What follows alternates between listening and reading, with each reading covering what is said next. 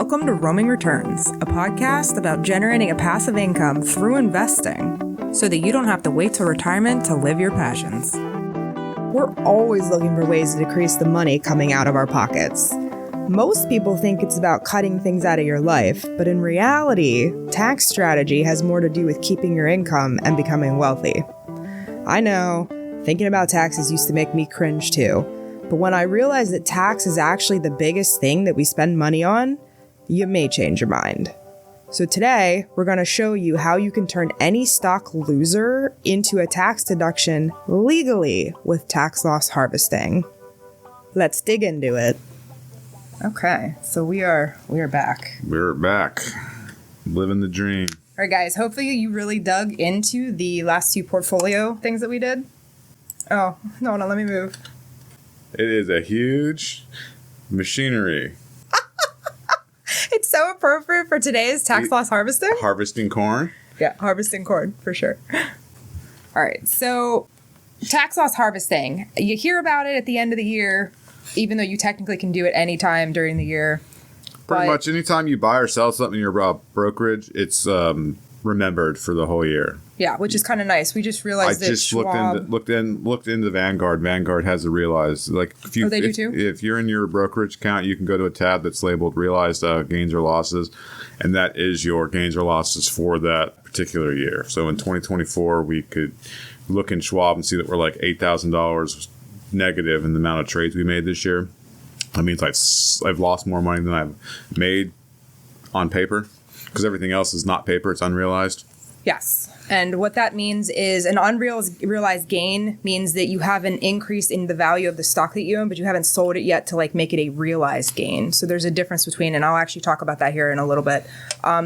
So basically, I got really stoked about looking into tax type stuff because I realized that one of the biggest ways that you can cut your expenses or like reduce some of your spending is through taxes. And what most people don't realize is that you actually are spending about 40% to 50% of the money you make on taxes. There's an outstanding article that I downloaded and I sent to Carmel. I don't know if she's going to post it with the show notes, but it's probably will. It's from 2001, and it actually does a detailed breakdown of like hidden taxes that people don't know they're paying, like fuel tax, food tax, utility tax. There's taxes in like pretty much everything you do. Like your cell phone has taxes. And it's all hidden taxes. You just think it's part of the cost of something when it's actually not. It's actually technically a tax. So you're paying gas taxes, food taxes, excise taxes, work taxes. Like gas taxes, for example, in Pennsylvania, you're paying like 80 some cents a gallon in gas taxes. Well, that's Pennsylvania. Pennsylvania is really bad. So when you're pumping up at the tank, you're like, oh, it's $3.29. Nice. It should only be like $2.40, but you're actually paying additional taxes that you don't necessarily know. We didn't even realize how bad it was till we traveled like out of state, and like you're looking at the gas app that I have, and when you hit like West Virginia, it's like almost a freaking dollar less. Like it's insane. Yeah. Absolutely insane. So anyway, back to the tax thing. So this is one of the ways to minimize taxes. I will say you're going to want to listen through to the end because I kind of think our strategy inadvertently does this without you having to be too intentional about it. But there are some types of investing strategies that like this is a moot point. And if you have your money in certain accounts, like it's basically a moot point as well. And we're going to actually talk about other ways to reduce taxes in a different episode. But this episode is specifically about tax harvesting just because we're getting up to the end of December. And we wanted to have this out there just in case you do have losses you want to lock in to take advantage of this tax strategy. So what is it?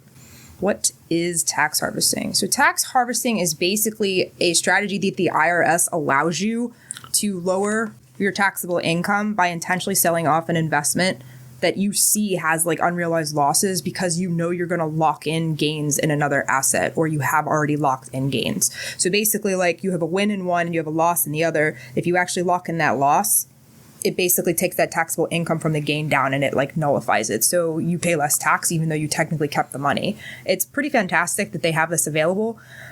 It can be done at any time during the year, which we've already said.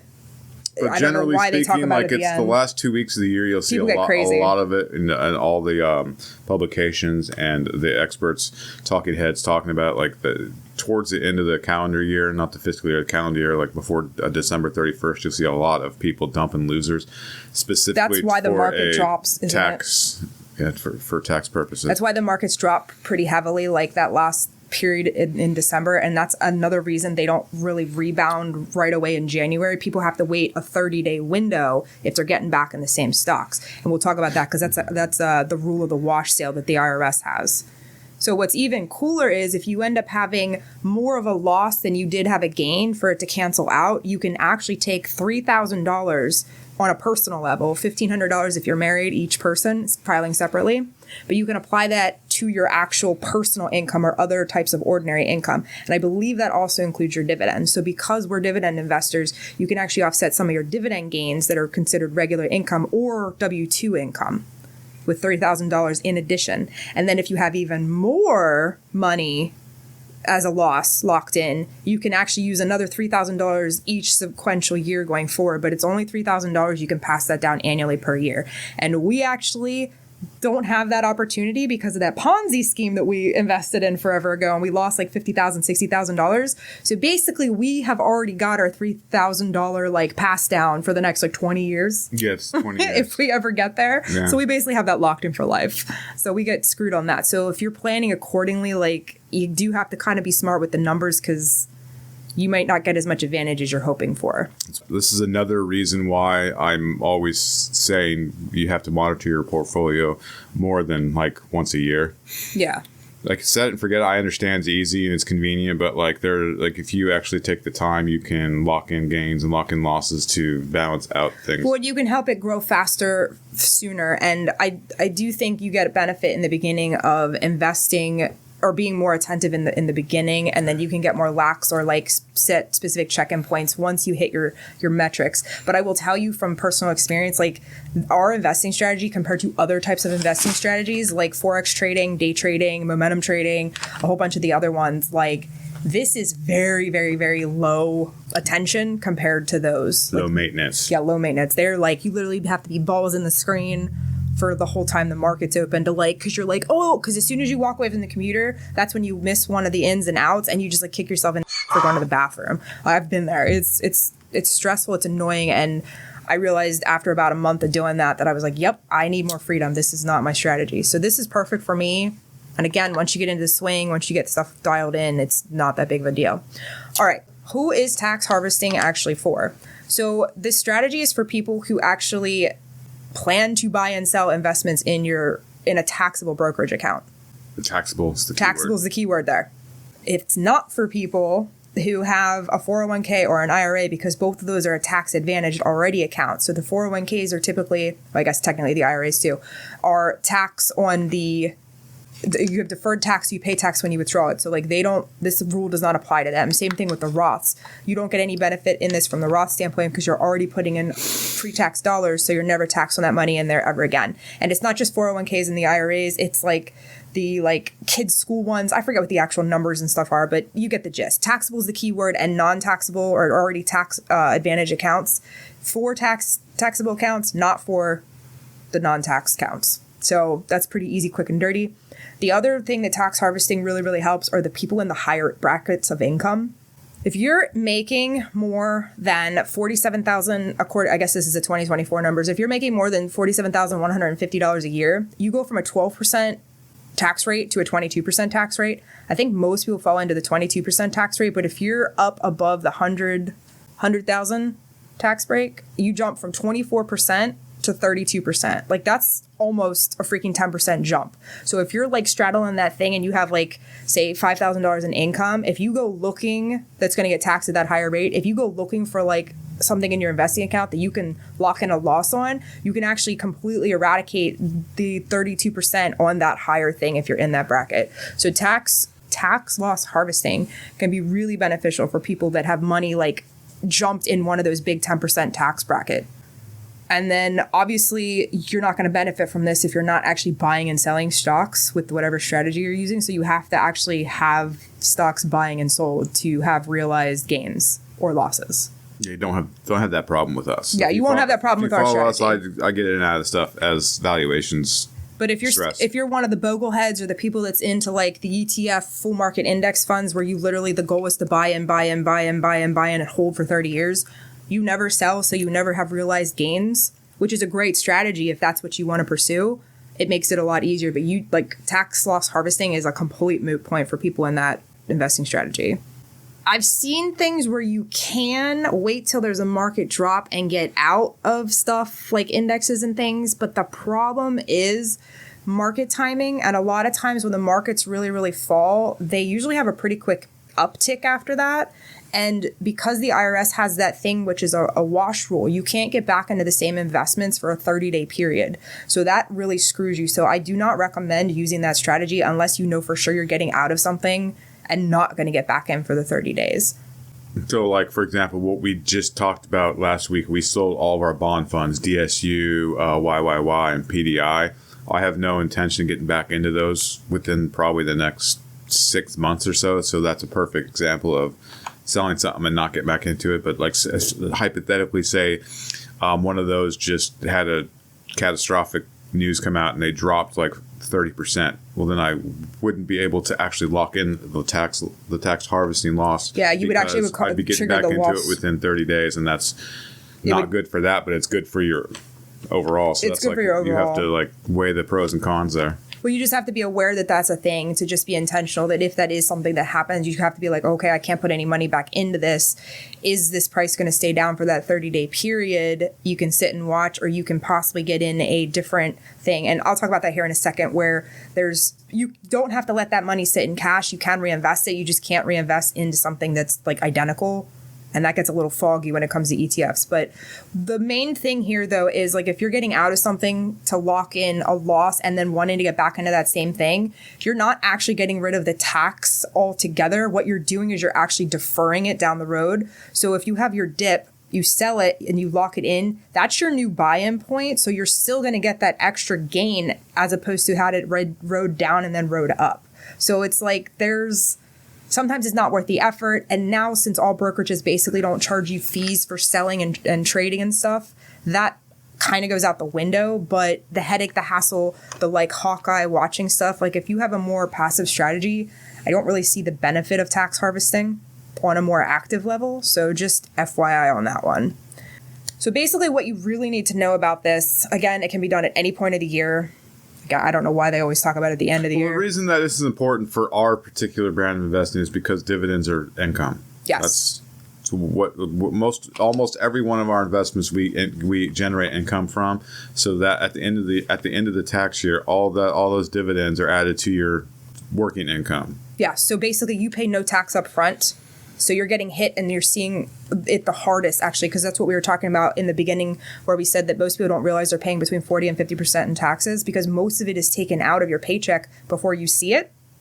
But the people who work small businesses and the side hustles and all that other stuff, when you're a small business owner or you're like self-employed, you actually see your money first, and then you have to watch it go to the tax man in like cognitively, which is very painful. Anybody who's been there, dividends work the exact same way. It's in your account and then you have to pay the tax man.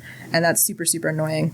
So for us personally, taxes are a big deal. With what we made this year working for her dad in the landscaping, plus the dividends that we got this year, that would put us above the $40-some thousand. Was it $42,000? I think I'm right on the edge of it. 47. So like it'll most likely to put us above the 47,000 when you add the income plus the dividends. But because we locked in losses, and then we have that rolling $3,000. So we won't be at that higher. Yeah, we stay below. So that's why it's kind of pertinent for our particular circumstances. Yeah, but that's why it's very important for you to have tax savviness or at least tax awareness when you are investing in an account that is like a 401k or an IRA. We made $19,000 in dividends this year, about there. Yeah, and I'm not sure what I made with my dad. I'll have to. I know Tim has nothing. I have zero. Okay, so in order to claim your tax losses, you have to sell the investment. You have to lock in the loss. You have to have that realized loss. Yes. To counteract a realized gain. But if you don't have the realized gain, like whatever. Either way, you're locking something in. And with that money, you can either buy another asset that is not substantially identical according to the IRS's thing, or you can wait 30 full days. And I'd be 31 to be on the safe side because I don't know if it's... Now, is that business days? Or I see that. I think it's calendar days. Calendar, okay. But still, it's... I would go 31 if it were me because I don't want the IRS like activating the wash rule. But that's why when you enter it in your taxes, you have to like every time you buy and sell, like it adds up. And one of the big ones too is right here. This also, if you sell off a partial shareholding and you keep part of that asset, you can claim that partial as a tax loss, but you are not allowed to reinvest in it during that 30-day period, including your dividend reinvestments. Now that's really, really big key for us. So I told Tim when he sold IEP, I was like, hey, are the dividends like on for reinvesting in that? Because I figured they were. But because that one actually is a quarterly payer, that 30-day window is after or like before the dividend would get paid. So we were actually okay and didn't have to turn that drip off. But again, that's another like caveat you have to be really aware of. Otherwise you can get screwed and not have that loss lock in. Yeah. So you have to make sure the drip's off if that is that situation. So like I just said, you don't need to sell the entire position. You can do partials, but it gets a little more muddy for your own personal like upkeep and stuff. So you just have to be aware when these things, and that's why it's good to be intentional with the whole thing.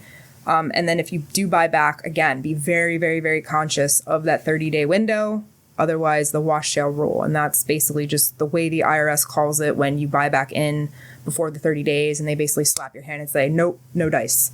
You don't want that, Yeah, you don't want that. IRS in your business. Yeah, because then they probably are going to be like, what else did you screw up? We're going to audit you. What else are you doing? All right, so how does offsetting gains work?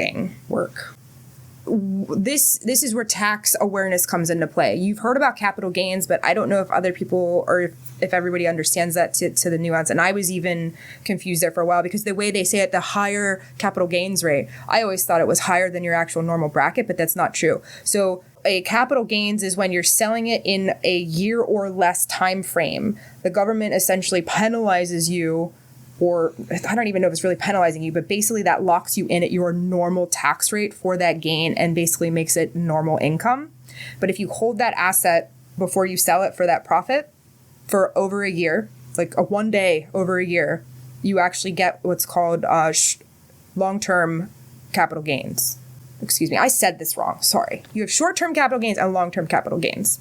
But the short-term capital gains are the one where you lock it in at your normal tax rate, and that's the year or less. The long-term capital gains is actually when you get a tax advantage, where most people are going to fall into the 15% tax bracket, and that's if you're making between $47,000 and $518,000 a year. So it's a huge window for that. Now, if you make less than that $47,000, like we like to stay in, you basically pay $0 for that long-term capital gains. So there is a possibility of you doing this dividend approach if you keep your earnings.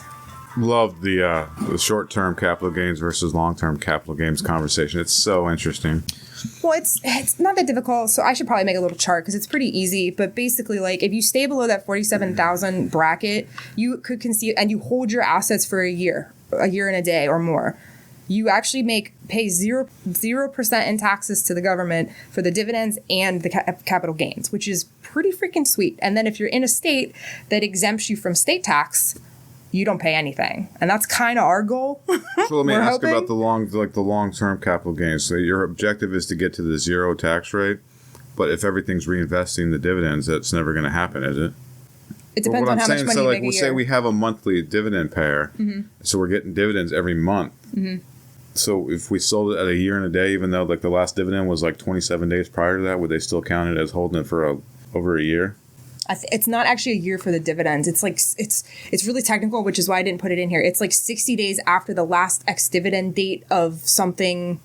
And there's something about 121-day spread, or like it's more complicated. But basically, if you're shooting for 6 months to a year, like you're in the green zone. Okay. For the dividends versus the capital gains. But anyway, the whole point of this is the IRS makes you use your tax harvested income. So if you lock in a long-term capital loss, you have to first offset a long-term capital gain. There you go. And then you can actually pass that down to the short-term capital gain before you pass that off to anything that is ordinary income. And the vice versa is also true. So if you lock on a short-term capital loss, you have to offset it with the short-term and then the long-term. So it's like first in, first out, or like equals like first. So it's, for whatever reason, they have that set up, which is, I guess it kind of makes sense. So they're trying to keep more money in the short-term crap to just screw tax you. Higher. Yeah. You get more taxes if you're not planning it. So it's created and written and legislated to keep the majority of investors in the short-term rate, which is 22 or 32 or whatever it might be, as opposed to the 0 or 15. And like with a lot of the trades that we do, it's a little harder to plan those long-term things because a lot of them are dependent on like the macroeconomic shifts and like news that pops out and sentiment shifts. So it's like depending what we're doing, and sometimes it'll be pretty obvious when it's going to be a longer, smoother transition, and other times it's like, oh crap, like we need to sell this now, or something came out that we weren't aware of, this was a thing, like we need to sell now. And then Tim's not going to look at, or he'll probably not put a lot of credence or emphasis on how long we've held it. It's more important to get the profit in itself, because profit's still profit. It is. And like for the majority of people listening, you're going to fall in the income bracket that we're in. So like just selling it when the macro climate presents itself isn't really going to lead to exorbitant taxes. Now, if you're in if you're in a super high tax bracket and you listen to us, rock on. But we're in the lower bracket, so like when I sell things, I've never said, oh, I have to worry about taxes. That's what I mean. Like we're in there by choice because of the tax conscientiousness. But I think most people are more in the middle one, which will end up being the 15%. But 15% is still not that bad. And even then, 22% is like your normal tax rate, which again, I'd rather have 80% of $100 than like a loss with no percent at all. Like I'd rather pay that 20% in taxes than not, you know what I mean? It's your boat, your choice. Like these are just things you need to keep into consideration when you're doing stuff. And again, we'll reiterate here that annual deduction limit is $3,000 towards your ordinary income after you've done that loss deduction, which is pretty sweet that they allow you to do that. And then so ideally, what it sounds like ideally is you'd be able to basically every year have a realized gain or loss of about $3,000. Exactly. That's kind of the goal. Because that'll cover your gains for the year. Then it'll give you the $3,000 that you can then carry over towards to the your next ordinary year. Income, which would be your dividends, or if you're working a W-2 job, you can knock off some of that. So that is the lesson from this is when you go into your brokerage, look in your realized gains or losses tab, and you want that to be at like around negative $3,000. And so this, ideally, I do want to make a caveat here, just like a thing that the IRS can change their stupid whatever requirements at any given point. So you should check in on this on a regular basis. But this is what it is as of right now. So blah, blah, blah, blah, blah. And this is only the federal tax. On the state level differs from state to state. So you'll have to look into that on your own, or which we did. And if you're like us, you're leaning towards somewhere like South Dakota where there's like no taxes. Yeah. And I'll actually talk about that at the end, because that's, yeah. There's a few states, I think Nevada, South Dakota, Florida are like states where your state dividend tax rate is negligible. Okay, so when the IRS will activate its wash rule, it is very vague in what is written when it says that you need to not buy back into a substantially identical security. I actually scoured the internet for this, and like it's very, very vague. They actually have robo traders and like other tools that are out there that can supposedly help you like not get in, get out. But I did find an example that was talking about like if you sell an S&P 500 index fund and you buy into a total market index fund, that does not count as substantially identical. So I would assume that there's some percent that it has to be like mine. And again, regular like companies, obviously like Icon and Apple are completely different companies. They hold one company. They are not identical in any way, shape, or form. But when you get into the ETFs and the funds, it can get a lot more complex, and like knowing how substantially identical is something that's going to trigger and not trigger. I would say when in doubt, either consult an expert or just wait the 30 days. Or not. Don't rely on it for your or don't rely on it for a tax harvesting situation. Like for example, we sold PDI and we got into PHT. Well, they're technically different closed-ended funds that deal with bonds, but one does like S&P 500 company bonds, and the other one is like local bonds. So it said it has to be structured the same and have very similar holdings. But for that reason, I'm not relying on that to apply towards our total tax bill for the end of the year, because there's a possibility that they could be construed by the government as the same. Yeah. So, and I don't know how exactly you put that into your tax stuff, but I imagine there's like a button you click. Yeah. Which we're going to have a rocky road here in a couple, I guess in a month when I figure this out, since our guy freaking is aloof. We're firing him is all we have to say. So I will update you on that crap. You're fired. So Tim has already done a couple examples. So if you IEP is a really good one where we sold IEP this year and we lost $8,000 in long-term capital gains. And we held it for ever. Almost 4 years. So when we sold it, that went into the long-term capital gains of negative 8,000. But he sold it not necessarily to lock that in to get back in it. He sold it because its metrics changed and we decided to actually like change our allocation because it was just getting too big. And then that bad news that came out. So he was like, okay, I'm going to sell this. I'm going to lock in this loss. It's going to apply to whatever gains that we have. The money that we used my IP went into, say, like it went into one of them was an oil fund and another one was an AI fund. So like I'm pretty confident that those would be able to be used for tax purposes because they're not even remotely in the same arena as each other. Yeah. And what Tim noticed is, where is it in here? Realized gains? There's a button here in Schwabe that you can click on your realized gains and losses. And I think it actually shows you here your period for the year. It shows you your total proceeds, your total cost basis. You have your long term, your short term, your net loss. I don't know what disallowed means. I imagine this is them telling you, hey, this doesn't count. So maybe maybe Schwab actually tells you if that bond fund like got DQ'd with something. That's very possible. If you scroll down, it'll like bust it out into individual transactions throughout the year. Yes, you can actually see. So if we go back to like, how far ago did you do Icon? Icon was pretty recent. You'll see it when you get down towards the bottom. It's a huge number. There it is. There it is. There it is. Look at that loss lock-in. So total transaction, total long-term transaction. And look at that loss. Negative, I don't know which is 7,200 and 7,500. I don't know what's what, but apparently we're locking in. That's a pretty big loss. Mm-hmm.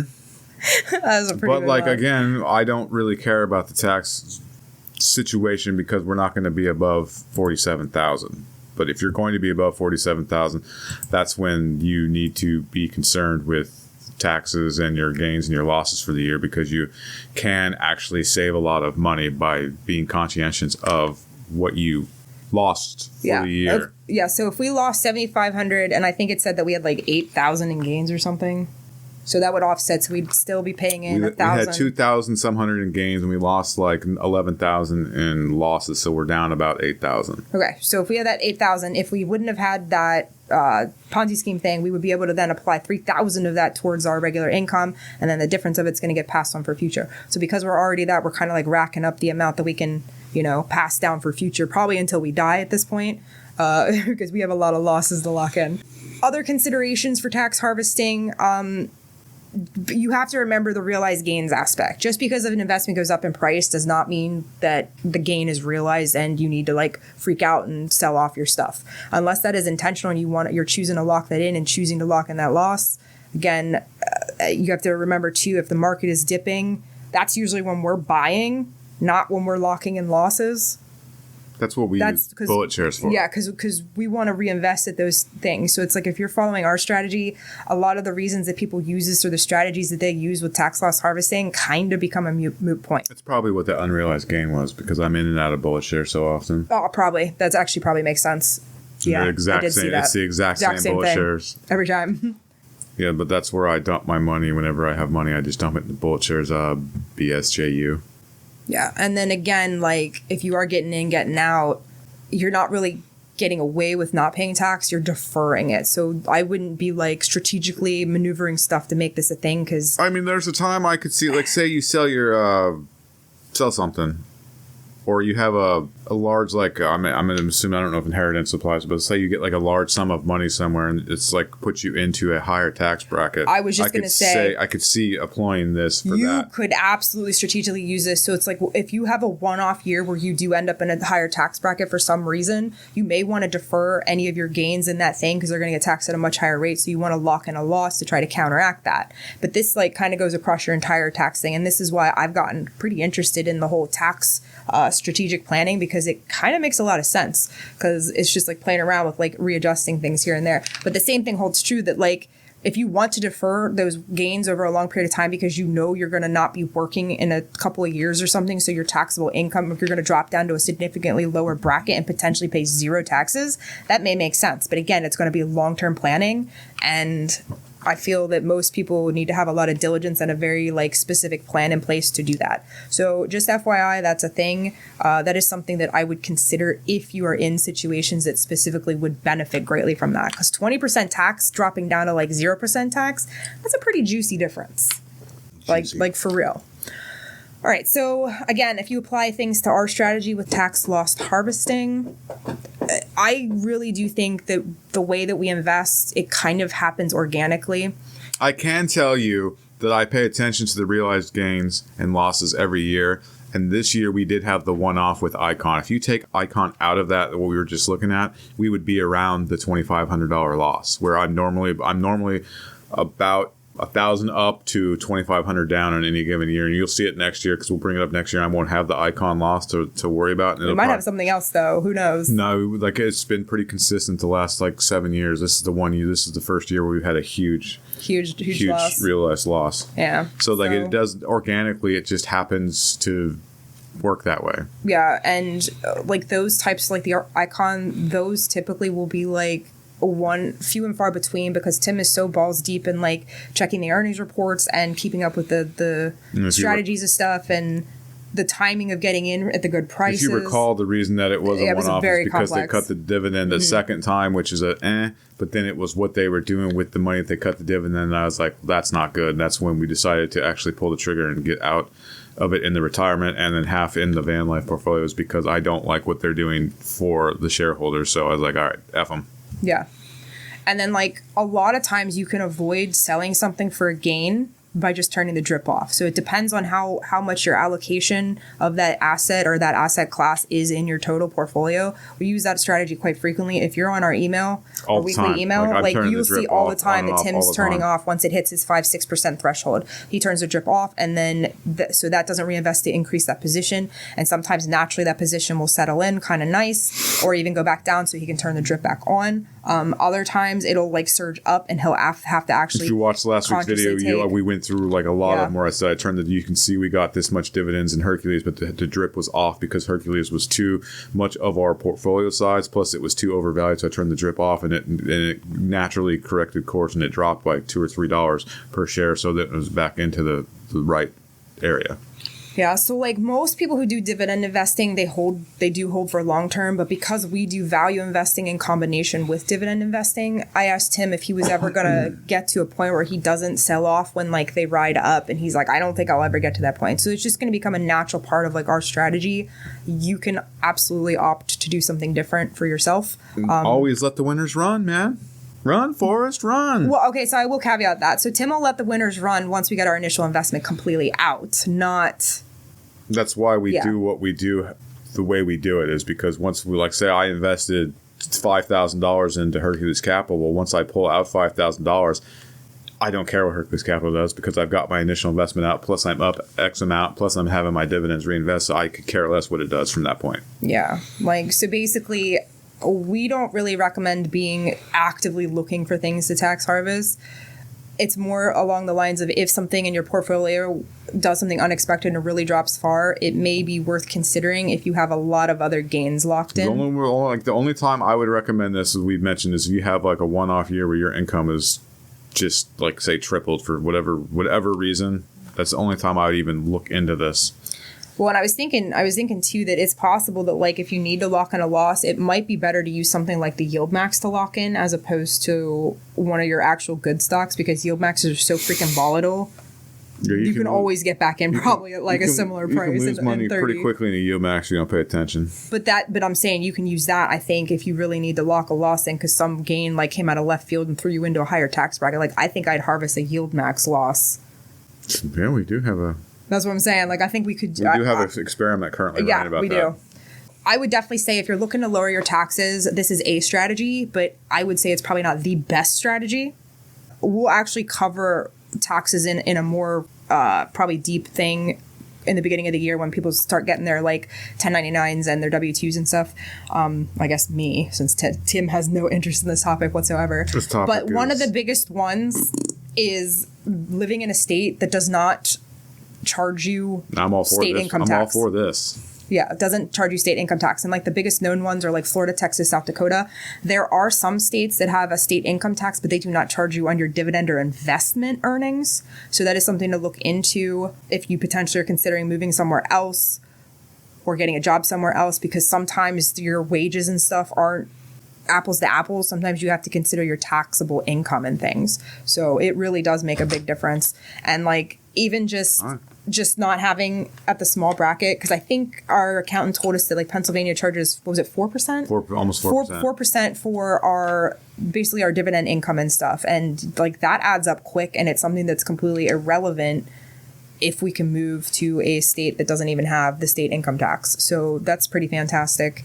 And that's why we're going to be moving to South Dakota pretty much as soon as we get the condo sold to lock that in. And that's a very nomad friendly state. And since we're going to be living in the van, like that just aligns with the lifestyle that we're choosing. And you should do something similar for whatever lifestyle that you're opting into.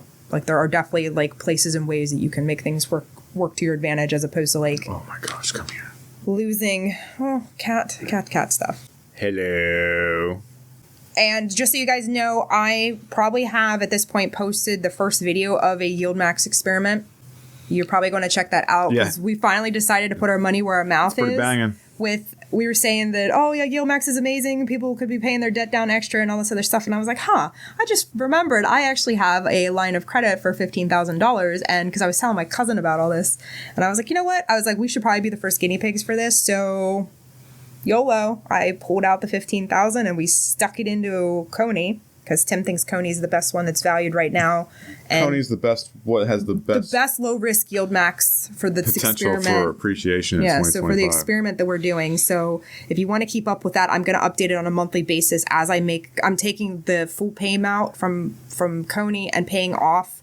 So I should have minimal interest repayment, and I'll basically getting, if it's 100% yield, I'll be getting a free $15,000 at the end of the 12 or 15 month period, depending on the payouts. So that's going to be an interesting thing to watch, and potentially something that can help people use other people's money to pay off their debt faster. Well, because we initially said, should we get a HELOC out? I probably am still going to consider that, because I still have a house with $85,000 on it. So like that's something that I've been kicking back and forth. I'm probably going to do that once I get my credit score back under control. I don't know if the HELOC is something that I want to do right now, but when in Rome, I guess, huh? We'll see. It's going to depend on our finances, and I have to jump through hoops, and the banks are stupid, so I have to make sure I can do that. But anyway, okay, so the next episode we're doing is Tim's 2025 predictions, and you're going to want to tune in for that because it is going to be juicy AF. He's got tickers out the wazoo. There's like 50-some tickers. So. And like, I love listening to his oracle with his predictions, because he's been like, how many weeks is it? You've been putting like 3 weeks in. I put a lot of time and effort, and research. So you're going to want to hear his thought process on this whole thing to see what sectors and like what stocks he thinks are going to pop off. And if you tuned into the 2024 prediction review, you'll see exactly why, because that portfolio, had you invested the way that the stocks that he picked, it was up, what did you say, 68%? I think it was 70-some%. If you equally invested in each of the stocks across the stocks, you would have been up 78% total, and that's which we didn't even do for ourselves. Which is with some really bad losses. Like there was a couple in there that were down like 40%, but like there were some that just were crazy. Yeah. So basically, so that's coming up, and that's it's probably going to be a two-parter because it is quite lengthy. Yeah, it's going to be a two-parter, but it's going to be very juicy, and I think it'll be a great end of the year, like going out with a bang. So we're going to have 2 parts of that, and then we got the best one of the whole year is where Tim's daisies. Whoopsie daisies. The whoopsie daisies. So we'll run over that, the like screw-ups of 2024, and it's not all losses in the way you're thinking. So it's not losses. You'll want to tune in for that. Lost money, but not losses. Thanks for tuning in. Oh, yeah, Combine. We harvested. We hope you guys can do what you need to do to secure your finances and liberate your life. Yeah. See you next time. Later on.